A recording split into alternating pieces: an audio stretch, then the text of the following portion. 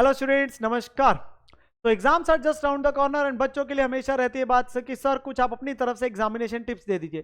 तो मैं आप लोगों के साथ बेटा इस वीडियो के अंदर बात करने जा रहा हूं with respect to certain tips जो आप अपने एग्जामिनेशन के अंदर में फॉलो कर सकते हैं। सबसे पहली टिप आती है बेटा, read the question paper carefully. बेटा जब आप अपने पास क्वेश्चन पेपर देखने बैठते हैं तो आपके लिए बहुत जरूरी है कि आप क्वेश्चन को बहुत ध्यान से पढ़ें और उसमें सबसे पहले यह जरूर चेक करें कि क्वेश्चन की क्या रिक्वायरमेंट है। काफी बार हमें ऐसा लगता है कि क्वेश्चन के अंदर में जितनी भी सारी चीजें लिखी है वो रेलिवेंट है, बट जब आप क्वेश्चन की रिक्वायरमेंट देख ले तो आपको पता चल जाता है क्वेश्चन क्या मांगने जा रहा है। और उस केस में इंस्टीट्यूट बेटा प्रोफेशनल एग्जाम में काफी बार ऐसे करता है, काफी सारी इंफॉर्मेशन ऐसी होती है जो रेलिवेंट शायद नहीं भी होती है पर पेपर में क्वेश्चन में डाली होती है आप लोगों को थोड़ा सा गुमराह करने के लिए, कंफ्यूज करने के लिए। तो क्वेश्चन पेपर को बहुत ही ध्यान से पढ़ें। सेकेंड टिप, आप लोग अपने पास जब एग्जामिनेशन हॉल में बैठते बेटा तो इग्नोर करिए बाकी बच्चों के रिएक्शंस को।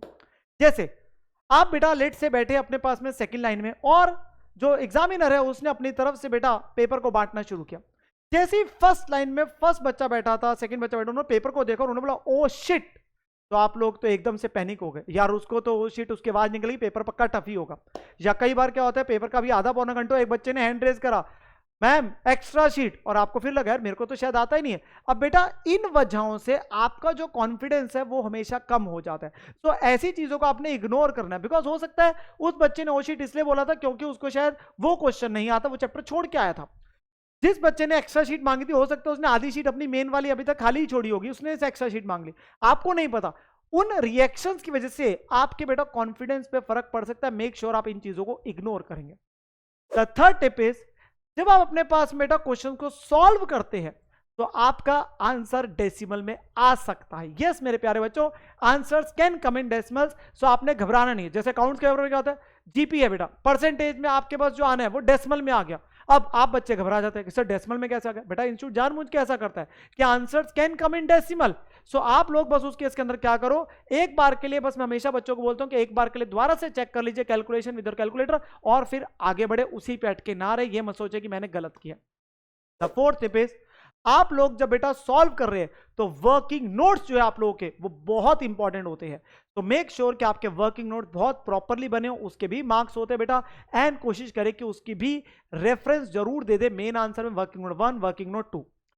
Then the next tip is, abbreviations का इस्तेमाल जो है कम से कम करें, अवॉइड द एब्रीवेशंस। आपके पास एटलीस्ट पहले 1.5 से 2 घंटे के अंदर में कोशिश करें बेटा एब्रीवेशन नाम इस्तेमाल करें। जैसे कॉस्टिंग पेपर में मटेरियल को एमएटी लिख रहे हैं, लेबर को एलएबी लिख रहे हैं, इनकम टैक्स के पेपर में इनकम को आईएनसी लिख के ही छोड़ दिया सिर्फ। तो बेटा अवॉइड करिए ऐसे अपने पास एब्रीवेशन को एटलीस्ट पहले 1.5-2 घंटे में। लास्ट में अगर लगता है कि पेपर यार थोड़ा सा हमारा स्पीड कम पड़ रहा है, पेपर ज्यादा पड़ा, तो उन चीजों को एटलीस्ट यूज करिए जो कॉमन में यूज होती है। जैसे पर्टिकुलर्स को पीएआरटी लिख दिया, अमाउंट लिखने एएमटी लिख दिया, तो ऐसे फिर भी चल जाते हैं, बट वो latter half of the examination, but कोशिश करिए कम से कम इस्तेमाल करिए।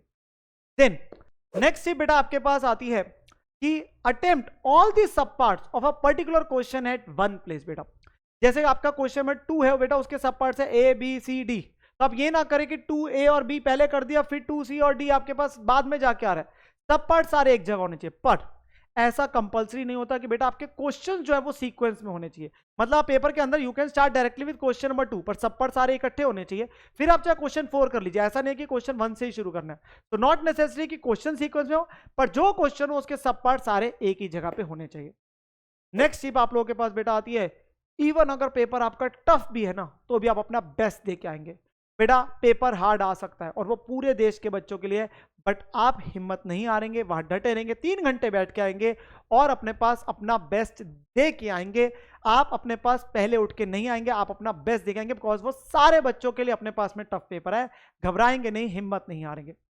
उसके बाद बेटा एक अगली टिप आप लोगों के लिए आती है कि कोशिश करिए कि जब आप पेपर देके आ जाते हैं तो उसके बाद आंसर्स को चेक ना करें, वेरीफाई ना करें विद योर फ्रेंड्स, या घर पे आके बुक से ना वेरीफाई करें। बिकॉज होता क्या है, काफी बार हम अपने पास जब आंसर अपने पास पेपर देके आते हैं तो हम आंसर्स को डिस्कस करते हैं फ्रेंड्स के साथ, और जैसे ही 2 बच्चों ने बोला कि उसका आंसर ये आया और हमारा नहीं, हमें लगता है हमने तो गलती करा, और वो कॉन्फिडेंस आपका खराब हो जाएगा अगले पेपर के लिए। घर जाके आप करते हो तो उससे कॉन्फिडेंस खराब ही होता है। जब सारे पेपर एक बार हो जाए फिर से आप आंसर चेक कर लीजिए। मेक श्योर कि आप एग्जामिनेशन जब तक चल रहे हैं तब तक कोई भी आंसर वेरीफाई नहीं करेंगे। एंड साथ के साथ ये टिप का रेलिवेंस आपका पेपर से पहले भी आता है कि जब आप पेपर देने जाते हैं एग्जामिनेशन हॉल से पहले तो कोशिश करिए आप डिस्कशन मत करें एग्जाम टाइम से जस्ट पहले बेटा। बिकॉज होता क्या है, कई बार आप अपने पास एग्जामिनेशन हॉल से 15-20 मिनट पहले पहुंच जाते हैं, आधा घंटे पहले, और वहां कुछ दोस्त लोग अपने पास में बेटा डिस्कशन कर रहे होते हैं, और वो कई बार ऐसे कुछ टॉपिक को बोलते हैं जो आपको कम आते हैं या एकदम से याद नहीं है, तो आपको कॉन्फिडेंस चेक करना पड़ जाता है, और उसकी वजह से आप पेपर के अंदर में उतने कॉन्फिडेंटली नहीं जा पाते। सो avoid the discussion just before the exams, and इससे पहले जो मैंने टिप बोली थी, that is avoid checking your answers just after the exams. तो मेक श्योर कि आप सभी बच्चे जितनी भी टिप्स मैंने यहाँ पे आप लोगों को इस वीडियो के अंदर बताई वो आप लोग अपने पास में जरूर फॉलो करें, एंड आप खुद देखेंगे कि इसकी वजह से आप लोगों के बेटा कितनी बेटर परफॉर्मेंस होगी जस्ट इन योर एग्जामिनेशन। तो ऑल दी बेस्ट मेरे प्यारे बच्चे।